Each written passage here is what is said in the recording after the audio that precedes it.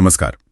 आज हम एक बहुत ही अहम विषय पर बात कर रहे हैं, प्राकृतिक संसाधन, और हम उनका इस्तेमाल कैसे करते हैं।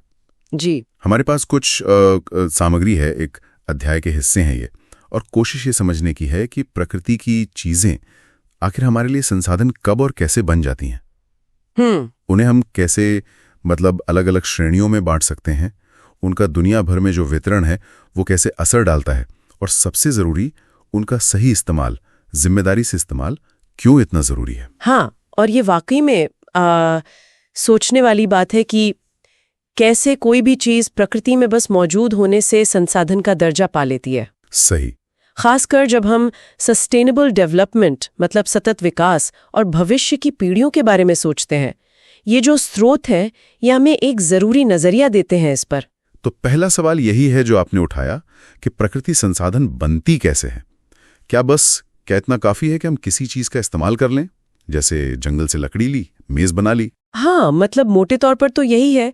जब इंसान किसी प्राकृतिक चीज का इस्तेमाल अपनी जरूरत पूरी करने के लिए या कुछ नया बनाने के लिए करता है तो वो संसाधन बन जाती है। अच्छा। पर इसमें 3 शर्तें बताई गई हैं। पहली कि उसे निकालने की या इस्तेमाल करने की तकनीक हो हमारे पास, टेक्नोलॉजी। ठीक। दूसरी कि वो आर्थिक रूप से संभव हो, फायदा हो उससे। और तीसरी कि समाज में सांस्कृतिक रूप से वो स्वीकार्य हो। अच्छा, तकनीक, पैसा और समाज की मंजूरी, ये तीनों चीजें। और एक शब्द इस्तेमाल हुआ है, शोषण या एक्सप्लॉयटेशन। इसका यहाँ क्या मतलब है? ये थोड़ा सुनने में नकारात्मक लगता है। हाँ, ये अच्छा सवाल पूछा आपने। यहाँ शोषण का वो मतलब नहीं है जो हम आम तौर पर समझते हैं। अच्छा। इसका सीधा सा मतलब है प्राकृतिक चीजों को निकालना, उनका उपयोग करना, उपभोग करना। जैसे पानी, हवा, मिट्टी या फिर कोयला, पेट्रोलियम, धातु, ये सब जो धरती के खजाने हैं जिनका हम इस्तेमाल करते हैं। ठीक है, समझ गया। तो ये संसाधन कई तरह के हुए, इनको बांटने का कोई तरीका है समझने के लिए? बिल्कुल, कई तरीके हैं। एक तो है उनके इस्तेमाल के आधार पर।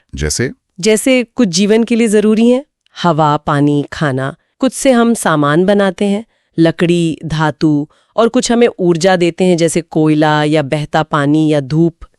और एक और जरूरी बंटवारा जो अक्सर सुनते हैं, नवीकरणीय और अनवीकरणीय वाला, रिन्यूएबल और नॉन रिन्यूएबल। एकदम सही कहा। ये बहुत महत्वपूर्ण वर्गीकरण है।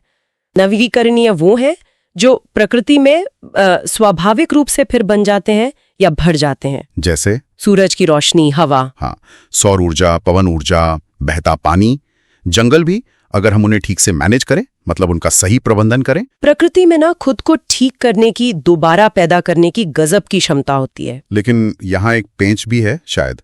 अगर हम जरूरत से ज्यादा इस्तेमाल कर लें तो, जैसे जंगल हैं, अगर हम उन्हें जितनी तेजी से वो उगते हैं उससे ज्यादा तेजी से काट दें। ये रहना हमारे इस्तेमाल के तरीके पर निर्भर करता है। और दूसरी तरफ है अनवीकरणीय संसाधन, कोयला, पेट्रोलियम। हाँ, कोयला, पेट्रोलियम, खनिज, इन्हें बनने में लाखों साल लगते हैं और हम इन्हें इतनी तेजी से इस्तेमाल कर रहे हैं कि ये उतनी जल्दी दोबारा बन ही नहीं सकते। खत्म हो रहे हैं। बिल्कुल। जैसे भारत में कोयले के भंडार हैं, पर अनुमान है कि जिस रफ्तार से हम इस्तेमाल कर रहे हैं वो शायद अगले 50 साल ही चले। ये आंकड़े सोचने पर मजबूर करते हैं कि इनका इस्तेमाल कितने ध्यान से करना होगा। और ये जो संसाधन हैं, चाहे नवीकरणीय हो या अनवीकरणीय, ये दुनिया में सब जगह बराबर तो है नहीं। कहीं कुछ ज्यादा है, कहीं कुछ कम। इसका क्या असर होता है? इसका तो बहुत गहरा असर होता है। ये जो असमान वितरण है यही तय करता है कि लोग कहाँ बसेंगे, व्यापार कैसे होगा, देशों के बीच रिश्ते कैसे होंगे। हाँ, इतिहास में तो ऐसे कई उदाहरण हैं। बिल्कुल, इतिहास गवाह है कि संसाधनों पर नियंत्रण के लिए कितने ही युद्ध हुए हैं। और ये सिर्फ बड़े पैमाने पर नहीं, स्थानीय स्तर पर भी दिखता है ना? जहां मान लीजिए खनिज मिलते हैं, वहां उद्योग लगते हैं, रोजगार बढ़ता है। हाँ, लेकिन कई बार लोगों को अपनी जमीनें छोड़नी पड़ती हैं, या फिर कोई पवित्र स्थल है उसे खतरा हो जाता है। सही कहा। और राज्यों के बीच भी तो तनाव होता है।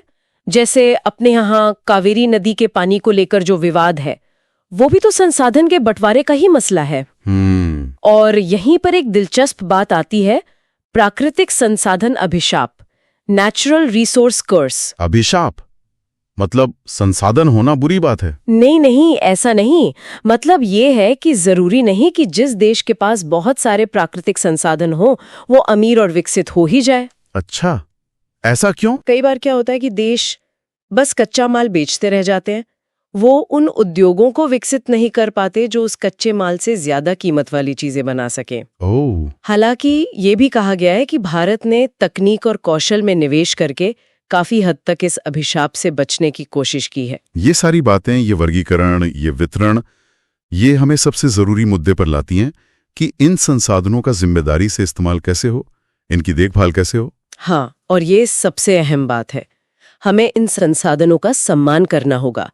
जो नवीकरणीय हैं, उन्हें उनकी दोबारा बनने की क्षमता से ज्यादा इस्तेमाल नहीं करना चाहिए, और जो अनवीकरणीय हैं, उनका तो बहुत ही सोच समझकर इस्तेमाल करना होगा। और अगर ऐसा ना करें तो नतीजे हम देख ही रहे हैं, प्रदूषण, जैव विविधता का नुकसान, जलवायु परिवर्तन। स्रोत में पंजाब का उदाहरण दिया है। हाँ, पानी वाला। जी, खेती के लिए जमीन के नीचे का पानी इतना ज्यादा निकाला गया कि जल स्तर बहुत नीचे चला गया और पानी में खतरनाक रसायन मिल गए। ये एक सीधी चेतावनी है हमारे लिए। तो क्या सिर्फ चिंता की ही बात है या कोई रास्ता भी है, समाधान? नई रास्ते हैं, उम्मीद भी है। जैसे पारंपरिक ज्ञान, वृक्षायुर्वेद जैसी पुरानी पद्धतियां हैं जो टिकाऊ खेती, पेड़ों की देखभाल सिखाती हैं। या फिर आज के जमाने का उदाहरण लें तो सिक्किम, पूरा राज्य 100% जैविक खेती कर रहा है। ये दिखाता है कि प्रकृति के साथ मिलकर चलना मुमकिन है। और उद्योगों के लिए भी, जैसे सीमेंट उद्योग बहुत प्रदूषण फैलाता है। हाँ, उसके भी टिकाऊ विकल्प खोजे जा रहे हैं, जैसे मिट्टी से बनी सामग्री या रिसाइकल्ड प्लास्टिक का इस्तेमाल। कोशिशें हो रही हैं। और सरकारें भी कुछ कर रही हैं, जैसे भारत ने वो अंतर्राष्ट्रीय सौर गठबंधन बनाया है। बिल्कुल, इंटरनेशनल सोलर अलायंस जैसी पहल नवीकरणीय ऊर्जा को बढ़ावा देने के लिए बहुत महत्वपूर्ण है। ठीक है। और जिम्मेदार उपयोग का एक और पहलू है, वो है न्याय। मतलब क्या इन संसाधनों का फायदा समाज के सभी वर्गों तक पहुंच रहा है? ये भी जरूरी सवाल है। हाँ, यहीं पर भगवद गीता के लोक संग्रह की बात याद आती है। यानी सिर्फ अपनी इच्छाओं के बारे में ना सोचकर सबके भले के लिए काम करना।